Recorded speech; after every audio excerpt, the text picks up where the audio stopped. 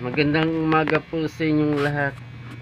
Ako po si Ryan Esguira Paras na taga San Pablo, Laguna.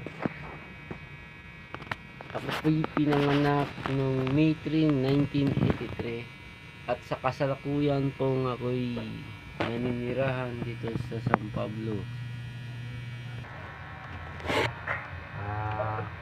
Ngayon po ako'y isang OFW.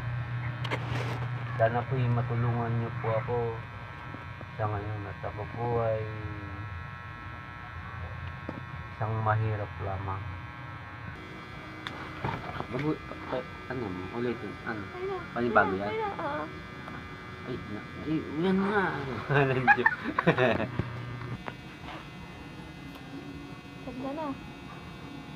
Magandang umaga po sa inyong lahat.